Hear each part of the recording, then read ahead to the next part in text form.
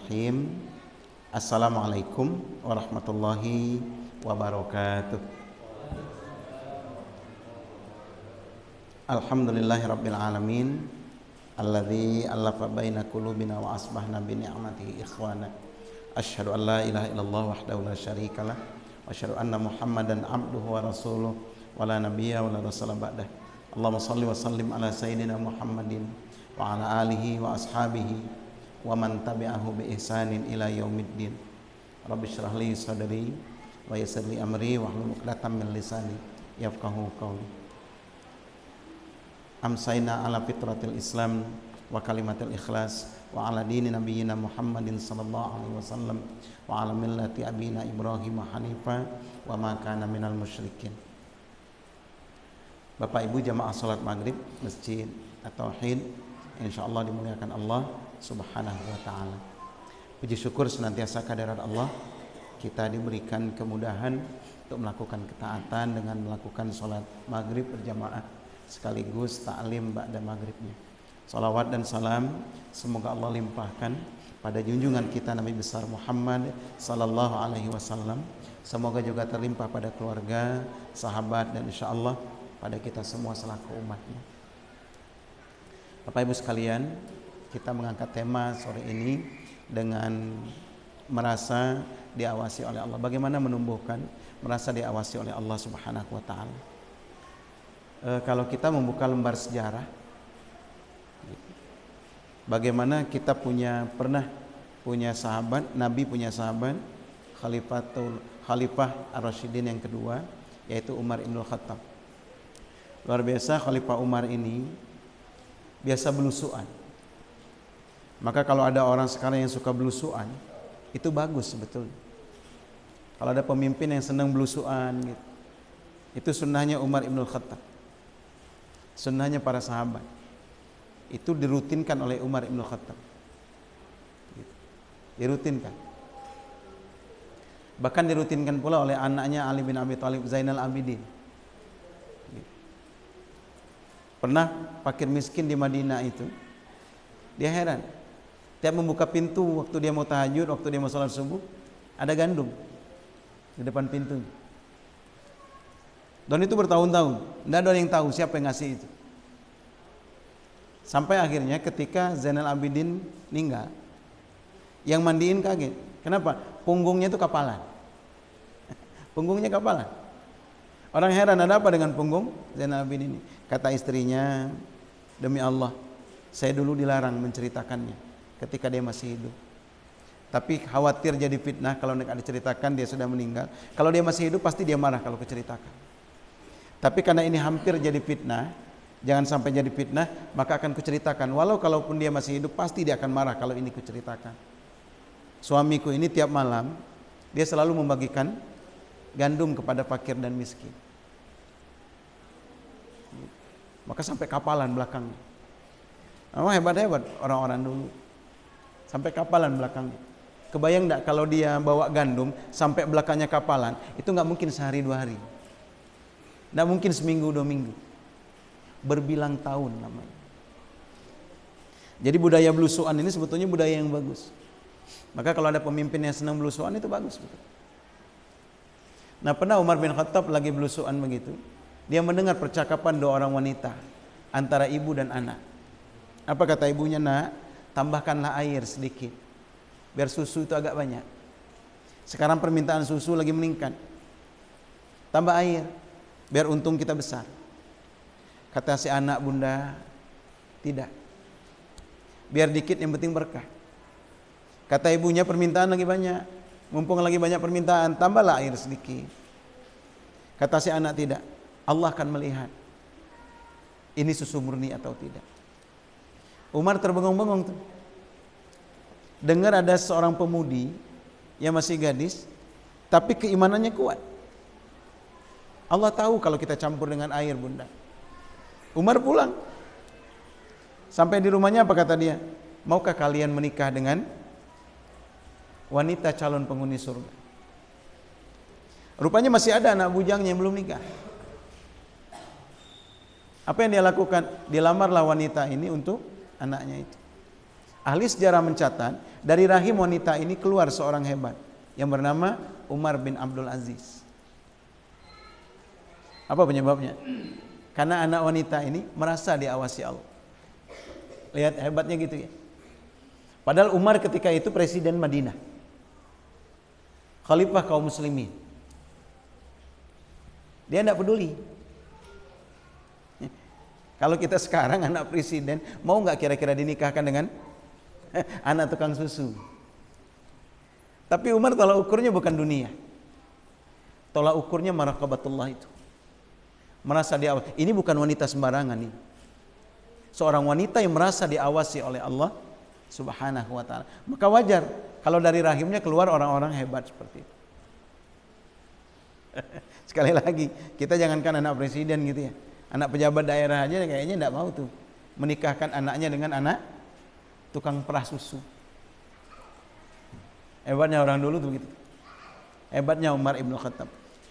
Pernah juga beliau lagi belusuan begitu, dia melihat ada seorang pemuda masih tangguh, belas-belasan tahun lah, menggembalakan kambing banyak. Dipanggilnya, gulam, datanglah si penggembala itu. Ini kambing kamu bukan tuan. Saya ini hamba saya. Saya ini hamba saya yang diperintahkan oleh tuanku untuk ngurus kambing ini. Kata Umar, berapa jumlah kambing ini? Saya tidak pernah hitung tuan. Banyak pokoknya. Saya tidak pernah hitung. Tapi kambing ini banyak. Muncul niat di hati Umar untuk ngetes si gembala ini. Gulam, tuanmu tahu nggak berapa jumlah kambing? Tidak tahu. Karena banyak. Dia jarang datang. Dia percayakan padaku untuk mengurus kambing ini. Kata Umar, gulam, juallah satu kambing untukku. Aku lagi butuh daging. Aku sangat ingin makan daging kambing. Juallah seekor kambing padaku. Berapapun kamu minta harganya, aku bayar. Jangan tuan, ini bukan milikku, kata si pemuda ini. Ini milik tuanku. Milik tuanku. Aku cuma hamba saya yang diperintahkan mengurus kambing ini. Kata Umar, tuanmu pasti tidak tahu. Karena dia jarang ngelihat. Dia nggak pernah ngitung berapa jumlah kambing ini. Juallah. Kalau kamu jual, kita sama-sama untung. Saya bisa makan daging, kamu bisa dapat uang. Dan tuanmu pasti tidak tahu. Apa kata laki-laki ini? Kata pemuda belasan tahun, fa'ainallah. Di mana Allah? Allahu Akbar. Netes air mata Umar. Gemetar badan Umar sehingga dia bersimpuh di depan anak kecil ini. Apa kata Umar? Ya gulam, hari ini engkau dibebaskan oleh Allah dari perbudakan. Fa insyaallah, dengan kata-kata itu pula engkau akan dibebaskan Allah dari azabnya kelak di yaumil akhir. Maka wajar kalau Nabi mengatakan khairul qurun qarni. Sebaik-baik masa itu adalah dari masaku. Gembala kambingnya saja begini imannya. Tukang gembala kambing saja begini iman. Saya yakin tukang gembala kambing ini bukan orang yang rajin datang ke majelisnya Nabi. Mungkin tidak pernah dia hadir datang ke ta'limnya Rasulullah. Tapi hebatnya, dia merasa diawasi Allah itu. Allahu Akbar. Malu kita kalau baca-baca hadis kayak gini. Malu. Yang tidak pernah taklim saja merasa diawasi Allah. Yang rajin taklim kadang merasa enggak. Nah ini masalah kita. Yang rajin taklim kadang lepas. Nggak ada yang ngelihat inilah cincai. Subhanallah, subhanallah. Malu kita kalau, sekali lagi malu kita kalau baca-baca kisah-kisah seperti ini. Merasa diawasi oleh Allah. Nah, bagaimana kita menumbuhkan rasa diawasi Allah itu? Ini mungkin penting rasanya bagi kita ya. Bagaimana kita memunculkan supaya kita merasa senantiasa diawasi oleh Allah Subhanahu wa taala. Maka yang pertama yang harus ada pada diri kita supaya kita merasa diawasi oleh Allah Subhanahu wa taala dalam hidup kita ini, kita merasa yang pertama bahwa Allah senantiasa mengawasi kita. Bagaimana Allah mengawasi kita? Yang pertama dengan pengawasan langsung. Allah langsung yang mengawasi kita. Allah langsung yang perhatikan kita. Yakinlah bahwa tidak satupun daun yang jatuh dari pohonnya melainkan Allah tahu kondisi itu. Allah tahu semut-semut yang ada di bawah bebatuan. Allah tahu jumlah ikan yang berlayar di lautan, yang berenang di lautan. Subhanallah, subhanallah. Allah Maha mengawasi kita semua. Lihatlah dalam firman Allah dalam surah yang ke-58, surah Mujadilah ayat 7, Allah berfirman, A'udzubillahi minasyaitonirrajim. Alam tara annallaha ya'lamu ma fis samawati wa ma fil ardh. Tidakkah kamu perhatikan bahwa Allah mengetahui apa yang ada di langit dan apa yang ada di bumi? Karena sifat Allah itu adalah Maha mengetahui. Dia tahu semua perkara yang ada di langit. Dia tahu pula semua perkara yang ada di muka bumi. Tahu semuanya. Tidak ada yang tersembunyi di hadapan Allah Subhanahu wa ta'ala. Ma yakunu min najwa salasatin illa huwa rabi'uhum. Tidaklah ada 3 orang yang berbicara tentang rahasia. Yang membicarakan tentang rahasia cuma mereka bertiga. Pembicaraan 6 mata. Illa rabi'uhum, melainkan Allah yang keempatnya. Apa artinya? Allah tahu persis apa yang dibicarakan oleh 3 orang ini. Karena Allah yang keempatnya. Wala khamsatin illa huwa sadisuhum, dan tidaklah 5 orang berbicara dalam keadaan sembunyi-sembunyi, membicarakan sesuatu yang dirahasiakan. Illa sadisuhum, kecuali Allah yang keenamnya. Allah tahu persis apa yang dibicarakan oleh 5 orang yang bersembunyi itu. Allah yang keenamnya. Wala adna min dzalik, dan tidaklah lebih sedikit dari itu. Wala aksar, dan tidaklah lebih banyak dari itu. Jadi yang bicara itu 3 orang atau lebih, 3 orang atau kurang, 6 orang atau lebih, dan seterusnya. Maka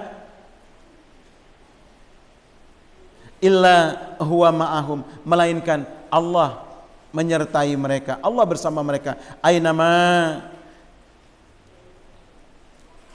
Ainama kanu, dan Allah membersamai mereka dimanapun mereka berada. Summa yunabbi'uhum, kemudian Allah akan memberikan kabar gembira, akan memberitahu mereka tentang apa yang mereka bicarakan secara sembunyi-sembunyi itu. Bima amilu yaumal qiyamah, terhadap apa-apa yang mereka lakukan pada hari kiamah nanti. Innallaha bikulli syai'in alim, sesungguhnya Allah Maha mengetahui segala sesuatu. Ya Allah, kalau kita mengetahui ini agak ngerem kita. Ternyata semua yang kita lakukan diketahui oleh Allah Subhanahu wa ta'ala. Allah mengawasi langsung apa yang kita lakukan, apa yang kita ucapkan, semuanya dalam pengawasan Allah Subhanahu wa ta'ala. Ini yang pertama, Allah mengawasi kita secara langsung. Dalam ayat lain juga Allah menjelaskan dalam surah Qaf ayat yang ke-16, Allah berfirman, "Wa laqad khalaqnal insana wa na'lamu ma tuwaswisu fihi nafsuhu wa nahnu aqrabu ilaihi min hablil warid." Dan sesungguhnya kami telah menciptakan manusia dan mengetahui apa yang dibisikkan oleh hatinya. Allahu akbar. Kami yang sudah menciptakan manusia dan kami tahu apa yang dibisikkan oleh hatinya. Hati kita ngomong aja itu tidak tampak. Lalu bagaimana yang dibisikkan oleh, ini hebatnya redaksi Allah dalam menyampaikan. Termasuk apa yang dibisikkan oleh hatinya, yang benar-benar disembunyikan di dalam hati kita. Allah tahu. Dan sungguh kami lebih dekat dari urat leher mereka.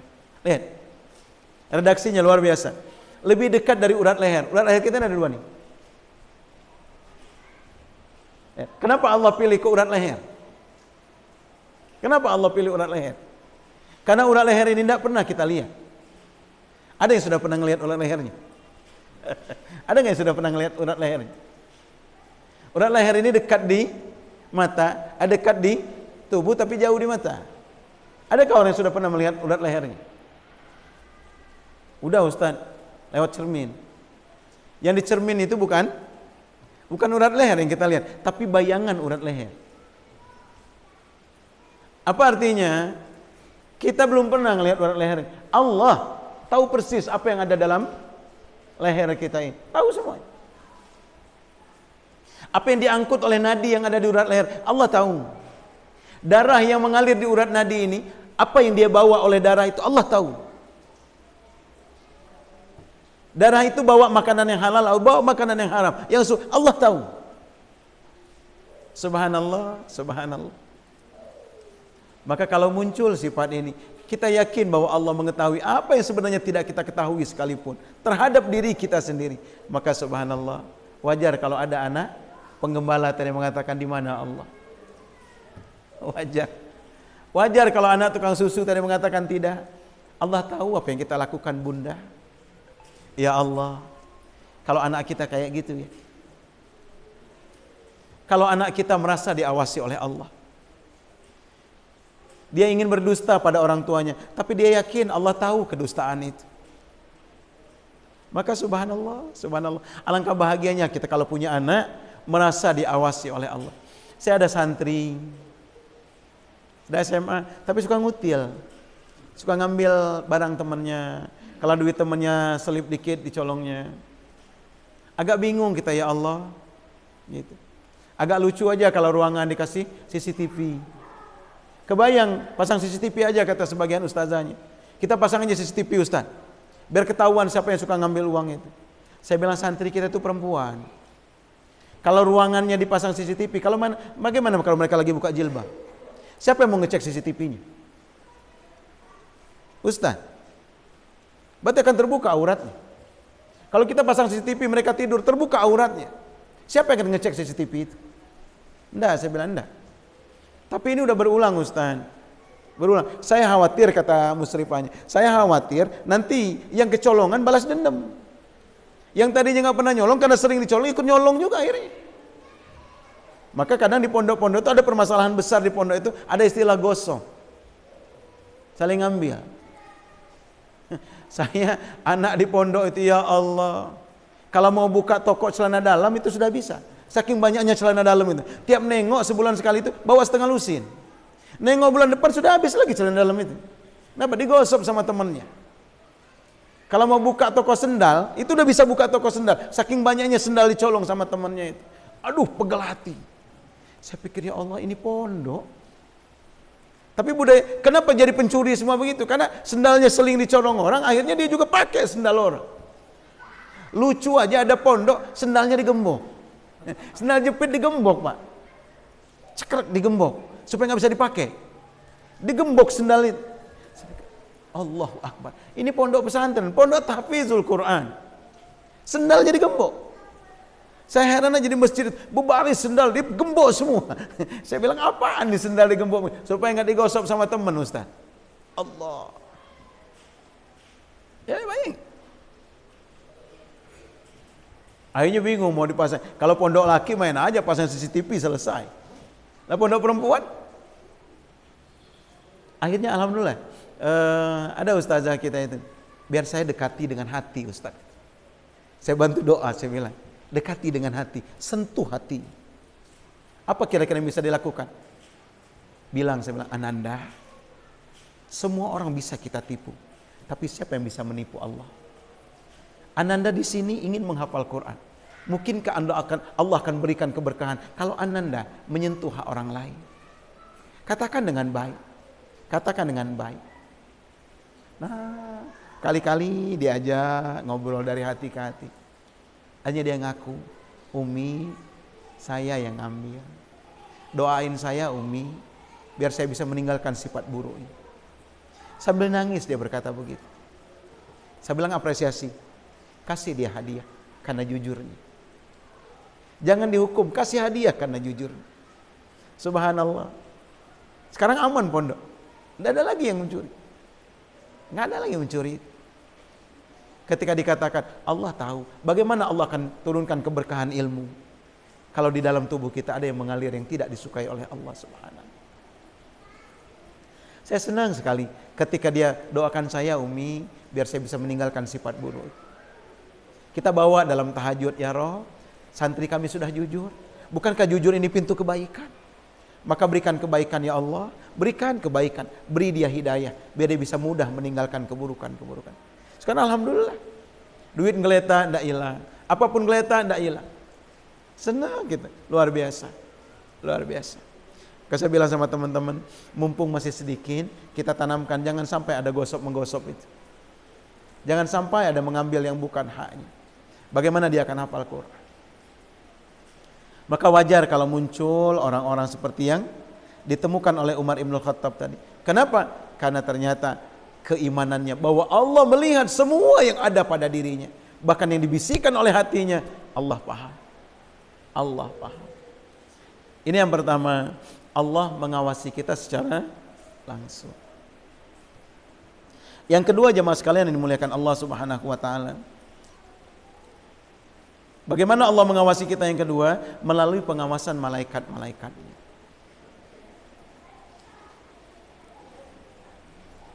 Melalui pengawasan malaikat-malaikatnya. Allah mengutus malaikat untuk mengetahui siapa, apa dan yang kita lakukan dalam keseharian kita. Muncul pertanyaan, orang-orang liberal bertanya, kalau Allah itu maha tahu, kenapa dia ngutus malaikat? Iya kan? Orang-orang liberal senang sekali membuat perdebatan-perdebatan. Kalau Allah itu maha tahu, kenapa dia ngutus malaikat? Kenapa dia butuh pembantu yang namanya malaikat itu? Sampai-sampai orang-orang kafir Quraisy dulu mengatakan bahwa malaikat itu anak perempuannya Allah. Jemaah sekalian, ulama kita menjelaskan kenapa Allah menciptakan malaikat untuk membantunya. Ini bukan karena Allah itu maha lemah, bukan karena Allah itu lemah, tapi karena maha ketahuannya. Digambarkan oleh para ulama, kalau ada seorang ibu yang mengambil pembantu di rumahnya, apa karena ibu itu tidak bisa masak? Tidak juga. Bisa jadi dia lebih pintar masak daripada pembantunya. Bisa jadi dia gosok lebih rapi daripada pembantunya. Bisa jadi dia nyapu ngepel lebih telaten sebetulnya ketimbang pembantunya. Tapi kenapa ada seorang ibu rumah tangga yang mengambil pembantu untuk bantu dia bersih-bersihin rumah? Karena dia punya kemampuan. Kemampuan untuk membayarnya, kemampuan untuk mengawasinya, dan lain sebagainya. Demikian juga dengan Allah. Allah menciptakan malaikat untuk mengawasi kita umat manusia, itu menjadi perantara kebaikan bagi kita. Contoh, seperti malaikat, ketika malaikat asar berkumpul, malaikat penjaga siang dan malam. Selesai asar, berangkat malaikat penjaga siang menuju langit. Malaikat penjaga malam tinggal di bumi. Ketika dia sampai di langit, Allah tanya, "Duhai malaikatku, apa yang kalian saksikan pada hambaku si fulan dan fulan?" Apa kata malaikat ini? "Ya Rabb, aku datang, dia lagi sholat. Waktu pagi dia datang, kita lagi sholat subuh. Aku tinggalkan dia tadi dalam keadaan sholat pula, dia lagi sholat asar." Ya kan? Apakah Allah tidak tahu dengan itu? Allah tahu. Tapi kenapa dia bertanya pada malaikat kalau dia maha tahu? Supaya malaikat itu ceritakan pada Rasulullah. Supaya malaikat itu menceritakan pada Nabi. Jibril sampaikan, di antara kami ada yang ditugaskan menjaga siang, di antara kami ada yang ditugaskan menjaga malam. Kalau ma'asar mereka berkumpul, subuh mereka berkumpul. Tukar sip kerja mereka adalah subuh dan asar. Malaikat Jibril ceritakan pada Nabi. Ketika itu diceritakan pada Nabi, Nabi ceritakan pada kita umatnya. Jadi seperti itu. Nah, maka malaikat Allah ciptakan juga untuk mengawasi kita. Perhatikan dalam firman Allah surat Qaf ayat 17 dan 18. A'udzubillahi minasyaitonirrajim. Iz yatalaqal mutalaqiyani anil yamini wa anis shimali qa'id. Ketika dua malaikat mencatat amal perbuatannya. Seorang duduk di sebelah kanan dan yang lain duduk di sebelah kirinya. Ma yalfizu min qaulin illa ladaihi raqibun atid. Tiada suatu ucapan pun yang diucapkannya melainkan ada di dekatnya malaikat pengawas yang selalu hadir. Qaf ayat 17 dan 18. Menarik kalau kita baca tafsirnya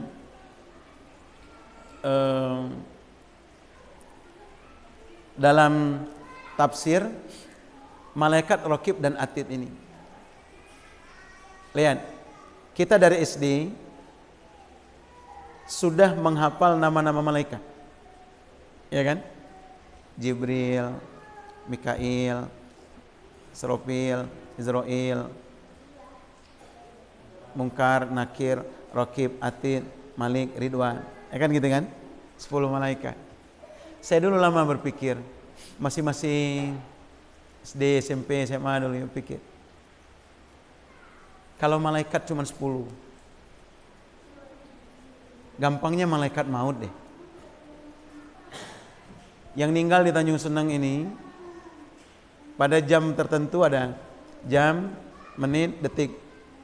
Di kemiling ada bola. Kalau Israel itu cuma satu, alangkah repotnya Israel. Saya dulu lama pikir begitu. Kalau Raqib Atid itu cuma dua. Lalu bagaimana dia akan mencatat amal orang sebanyak gini? Miliaran seperti kita sekarang ini. Sehingga dulu saya memberanikan diri bertanya sama Ustaz, tanya sama Kiai. Saya bilang, kayak mana kayak gitu tuh? Malaikat Israel mesti nyabut. Ada Kiai mengatakan, oh itu gampang, kata dia. Sama kayak matiin listrik itu nggak mesti dimatiin satu-satu, kata. Cukup pencet saklarnya, tek, mati semua. Oh, berarti nyawa itu kayak model seri gitu, bukan paralel. Aduh, agak susah saya mencerna dengan otak dulu. Ya kan gitu. Raqib Atid. Ya manusia 8 miliar sekarang ini jumlahnya.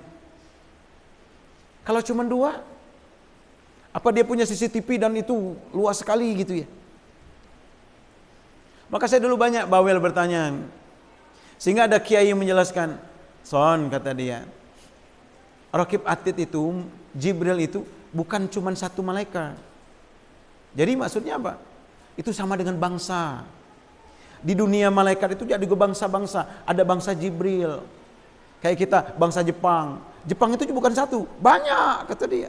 Orang Jepang kan banyak. Bangsa Indonesia, orang Indonesia banyak. Berarti Jibril itu nama bangsa. Anggotanya banyak. Agak masuk akal. Tapi tambah bingung saya dibuatnya. Nah kalau kita baca tafsir juga, dalam Qot 17 dan 18 ini,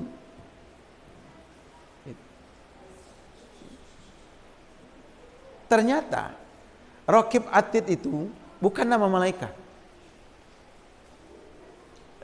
Bukan nama malaikat. Tetapi sifat.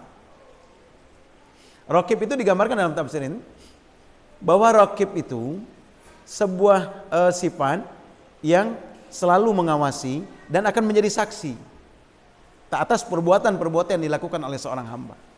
Atid juga begitu, selalu hadir, maknanya adalah selalu hadir, yang tidak pernah mewakilkan. Dan dia pun akan bersaksi kelak di yaumil akhir. Saya berpikir, berarti siapa dulu yang pertama kali mencetuskan bahwa Raqib Atid itu nama malaikat? Raqib Atid itu malaikat yang berada di sebelah kanan, Atid itu malaikat yang berada di sebelah kiri. Sehingga sempat kita berdiskusi panjang. Kesimpulan diskusi adalah jangan dipertentangkan, karena ini perkara-perkara gaib yang sedikit informasi kita dapatkan. Maka kalau ini mau bahas habis-habisan, hanya menghabiskan energi kita saja. Tapi yakin kita bahwa ada malaikat yang Allah tugaskan mendampingi setiap hamba di sebelah kanan dan di sebelah kirinya. Gitu. Belum lagi kalau kita bicara tentang bagaimana malaikat maut mengawasi manusia. Dalam hadis-hadis sahih disebutkan, malaikat maut itu mendatangi manusia setiap kita itu 70 kali dalam sehari semalam. Dia mendatangi kita, ngontrol kita per person, per jiwa, bukan komunitas. Itu 70 kali dalam sehari semalam. Ulama membaginya, maka kurang lebih malaikat maut itu mengawasi kita, mendatangi kita per 21 menit sekali. Jadi tiap 20 menit dia datangi kondisi kita. Dia datangi, dia tengok. Kebayang enggak kalau dia datang kita lagi bermaksiat kepada Allah? Maka wajar kalau malaikat maut itu adalah malaikat yang paling sebel sama kita. Karena banyaknya dosa kita. Maka wajar kalau dalam hadis-hadis tentang sakaratul maut, bagi orang yang banyak maksiatnya, itu tidak dicabut, tapi ditabok sama malaikat maut. Mau keluar nggak? Mau keluar nggak? Jadi ruh itu bukan dicabut gitu, tapi ditaboknya. Mau keluar nggak? Kenapa? Karena sudah begitu lama dia sebel, karena dia menyaksikan dosa-dosa kita itu. Mungkin kalau mau kita boleh gambarkan malaikat itu, ketika dia datang kita lagi maksiat, ntar sekarang belum, ntar. Kira-kira gitu tuh, saking gregetnya. Untung dia nggak boleh menganiaya kita. Mungkin kalau dia datang kita lagi maksiat, kalau boleh kan ditaboknya kita itu. Subhanallah. Kalau kita ingat dengan kondisi pengawasan ini, maka wajar akan muncul jiwa-jiwa seperti penggembala kambing tadi. Akan muncul jiwa-jiwa persis seperti wanita anak tukang susu itu. Subhanallah. Alangkah indahnya kalau kita dan keluarga kita memiliki sifat ini. Senantiasa merasa diawasi. Suami tidak mungkin dia bohong sama istrinya. Kenapa? Istrinya bisa dia tipu, tapi tidak mungkin dia lari dari pengawasan Allah dan malaikat-malaikat. Seorang istri tidak mungkin dia mendustai suaminya. Kenapa? Dia beriman bahwa Allah pasti mengawasinya. Malaikat menyertainya. Anak-anak kita tidak mungkin dia berbohong pada orang tuanya. Kenapa? Dia tahu persis bahwa Allah senantiasa mengawasinya, malaikat senantiasa menyertainya. Ini yang kedua. Bagaimana Allah mengawasi kita? Dia mengutus malaikat untuk hadir di tengah-tengah kita, mengawasi apa yang kita lakukan. Yang ketiga, jemaah yang dimuliakan Allah Subhanahu wa taala. Bagaimana pengawasan Allah itu? Melalui anggota tubuh kita. Melalui anggota tubuh kita. Lihat, disebutkan dalam surah Yasin. Surah Yasin yang ke-65. A'udzubillahi minasyaitonirrajim. Al-yauma akhtimu ala afwahihim wa tukallimuna aydihim wa tashhadu arjuluhum bima kanu yaksibun. Pada hari ini kata Allah, kami tutup mulut mereka. Subhanallah. Berarti lihatlah, manusia itu memang tukang ngeyel, tukang membantah. Bahasa kita tukang ngeles. Allah tahu persis sifat manusia itu. Maka Allah kunci mulut. Tidak bisa ngomong nanti di yaumil akhir. Di padang mahsyar ketika pengadilan Allah itu, mulut manusia dikunci. Karena otaknya berpikir, bagaimana bisa ngeles dari perbuatan dosa yang dia lakukan. Nanti dia akan berusaha menyalahkan orang lain terhadap apa yang dia lakukan itu. Sebenarnya si fulan, Allah tahu persis itu, maka dikuncinya mulut kita. Tidak bisa ngomong. Al-yauma nakhtimu ala afwahihim wa tukallimuna, maka yang ngomong aydihim, tangannya yang berbicara. Ya Allah, waktu kami hidup di dunia dulu, aku disuruhnya ngambil yang bukan hak.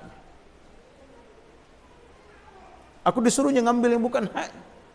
Aku disuruhnya menyentuh yang bukan miliknya. Tangan yang cerita.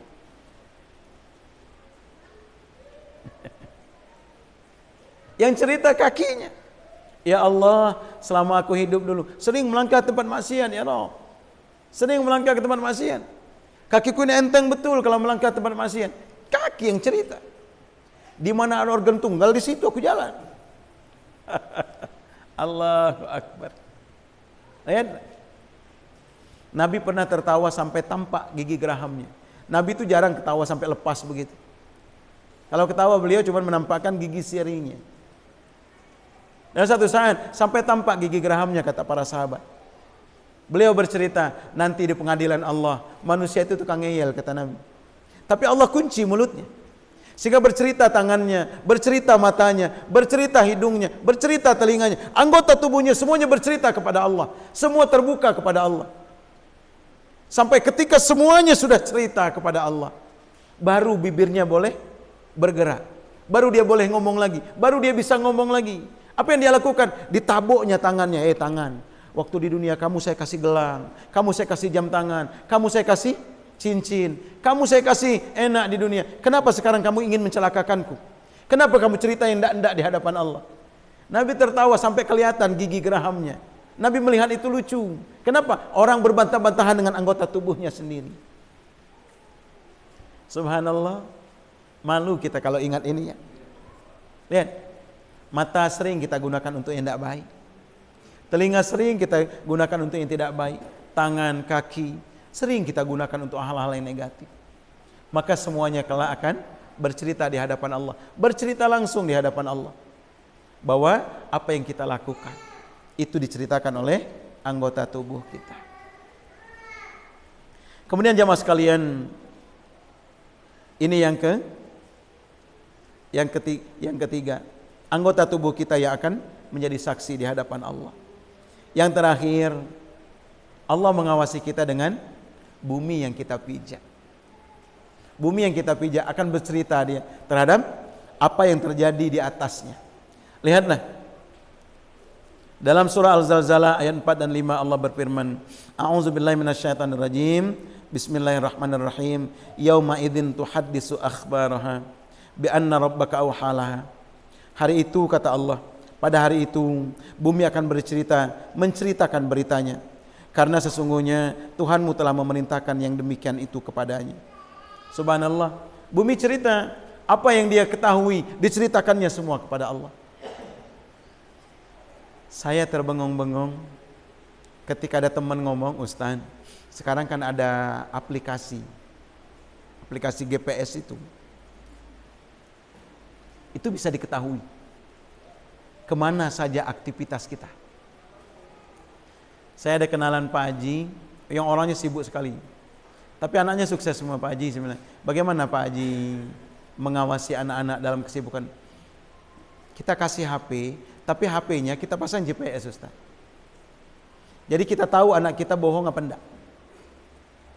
Jadi kalau kata dia, Pak, aku terlambat pulang, aku kerja kelompok. Kamu kerja kelompok di mana, Nak? Di rumah teman. Di mana temannya? Teman saya di Teluk. Buka GPS-nya, benar nggak posisinya di Teluk? Sekarang ketahuan, Ustaz. Maka HP Android ini membuat kita mudah dipantau oleh siapapun. Di mana keberadaan kita? Kenapa teroris itu bisa ditangkap sama polisi? Karena bisa dilacak di mana dia, kemana saja dia pergi selama ini. Edison ini ketahuan. Oh, malam Jumat ketiga dia di Masjid At-Tauhid. Oh, dia ceramah di sini, ceramah. Ini ketahuan. Bukankah kita juga yang mengizinkannya? Ketika kita mau buka WA misalnya, awal-awal apa kata WA? Izinkan WA mengakses foto segala macam, termasuk lokasimu. Setuju nggak kita? Setuju kan kita? Setuju. Maka di mana posisi kita ketahuan. Ada teman yang tahu masalah itu. Ustaz, kata dia, ini Ustaz. Dibuka sama dia. Saya nggak ngerti. Saya termasuk gaptek masalah-masalah begini. Dia ngerti. Lihat Ustaz, seminggu ini Ustaz kemana aja ketahuan. Kata. Ini bukan itu. Ya ketahuan. Di aplikasi itu. Ketahuan. Sama kayak kita pakai GPS kalau kita mau nyari lokasi itu. Jadi dari rumah itu ada cabang-cabang begitu, banyak sekali cabang-cabangnya. Nah lihat ini yang tipis ini, Ustadz bisa jadi cuma sekali atau 2 kali saja. Ustadz pernah nggak jalan ke sini? Buka digedein namanya. Tuh ada masjid, namanya masjid ini, lokasi kampungnya kampung ini. Pernah nggak? Oh iya, saya bilang saya ceramah waktu itu di situ. Berapa hari? Kurang lebih 6 hari yang lalu. Jadi tipis saja, karena cuma sekali itulah lewat situ, balik lagi. Yang saya sering itu jalannya tebal. Alhamdulillahnya ada rasa bangga sedikit. Yang tebal banget itu adalah jarak dari rumah ke masjid dekat rumah itu. Karena kita bolak-balik ke situ kan. Hampir 5 kali sehari bolak-balik. Tebal dia. Alhamdulillah dalam hati saya. GPS menjadi saksi kalau saya bolak-balik ke masjid. Ada dikit bangga.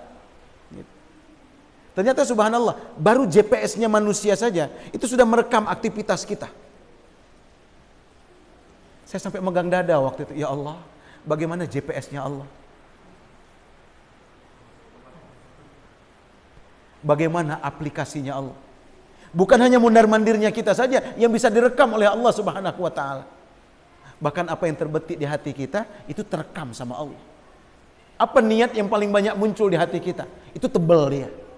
Niat jahat, niat iseng, itu tebal dia. Yang niat baik tercatat semua juga. Tebal apa endaknya?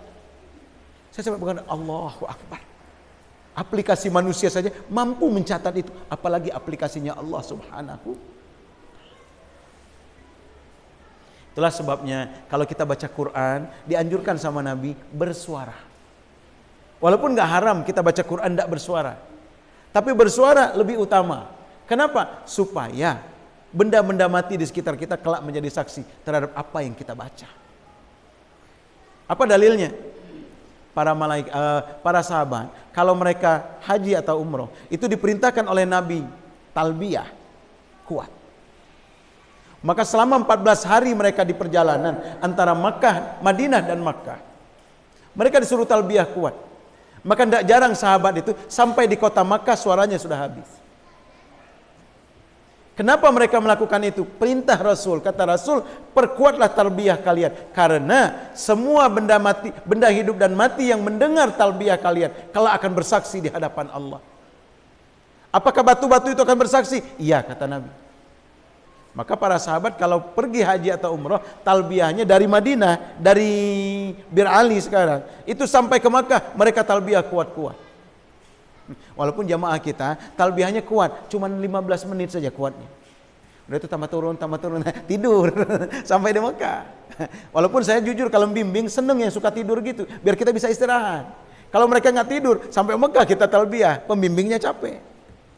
Kalau mereka tidur, ikut tidur juga kita, ikut tidur juga. Subhanallah.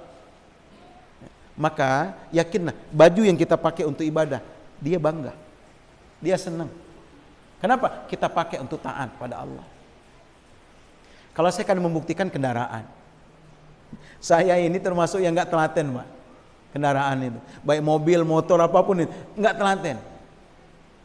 Kalau orang kadang kotor dikit aja dicuci gitu. Kalau saya enggak, pas lagi seneng aja, lagi mau saya cuci. Kalau enggak, ya sekali-kali kadang kita bawa ke steam. Gitu. Tapi subhanallah, orang yang nggak ngerti mesin segala macam, alhamdulillah motor itu lancar-lancar aja. Mobil gitu lancar-lancar aja. Saya masih bujang dulu punya motor CB100 tahun 71 apa 76 lupa saya. Cuman sudah dimodif-modif gitu. Bloknya itu blok GL125, tanknya udah tank GL. Udah dimodif-modif begitu. Itu nggak pernah mogok segala macam. Pernah kakak minjem, dia mau nikah sama orang, kakak saya dulu duda, dia mau nikah sama orang Kedondong. Minjem. Cuma belum nikah. Kalau bahasa anak sekarang mau ngapelin calon istrinya itulah di Kedondong. Oh, merengek-rengek dia mau, ya udahlah pakai ini kontak. Bensinnya penuh saya bilang gitu, pakailah. Baru di rumah sakit jiwa mogok motor itu. Dia engkolnya keras kan GL kayak gitu, keras engkolnya. Oh, sampai mau patah kaki saya kata dia. Nelpon dia. Dek, katanya motornya mogok di mana? Saya bilang nggak pernah mogok motor itu. Mogok kata dia. Mogok di mana? Dekat rumah sakit jiwa katanya. Saya naik angkot ke sana, bener, udah basah bajunya. Wah, kata dia mau datengin calon kayak gini, mau nggak seru pulang aja lah katanya.